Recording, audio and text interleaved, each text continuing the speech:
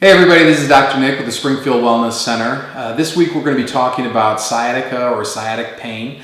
Sciatic is a complicated issue that a lot of people suffer from. There's a few different types of things that can cause sciatic pain. I always tell people that sciatica is not really a diagnosis or a cause, but more of a symptom.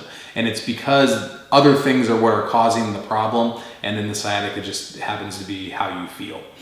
So first let's talk about what actually makes up the sciatic nerve, and then we'll talk about what can cause pressure on it and then what we can do about it. So the first thing is, what is the sciatic nerve? So the sciatic nerve is a compilation of the 5 lowest lumbar nerves. They come out from the spine, they form one nerve right above the hip, and then they run down the leg. Now, anywhere where that nerve gets pressed is going to create the sciatic symptoms. So if you have any problems here at the spine, whether it be a vertebra being out of alignment and pressing on the nerve, or a disc bulge that's pushing back against the nerve, that's going to create symptoms wherever the nerve runs to. So that'll run down into the leg, and depending on how low the nerve is that's being irritated, down into the foot.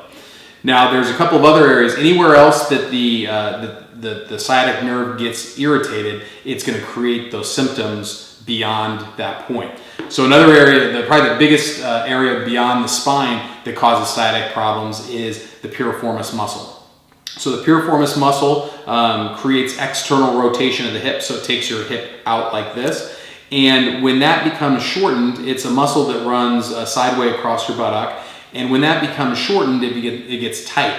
Now the sciatic nerve runs either right behind the muscle, or in some unlucky people runs actually through the belly of the muscle. If that gets tight, it'll press on that nerve, and that creates the symptoms of the sciatic pain. So if we focus on the low back, when the problem is really coming from the piriformis muscle, we're not going to get as much relief as we would hope for. So the 3 areas that we really like to focus on here in the office whenever we're dealing with sciatic pain is, first we need to isolate what is the actual problem, and then go from there in terms of treatment.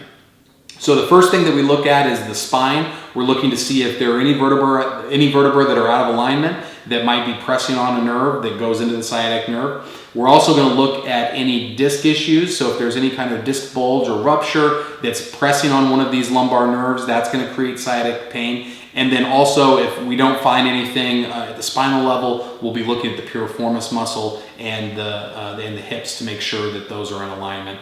And then we're going to do 3 things here on the video today. First is we're going to talk about how we do the adjustment to the low back. Second is the decompression table. And then third is going to be a stretch that we do here in the office that you can also do at home to help relieve that tension in the piriformis muscle.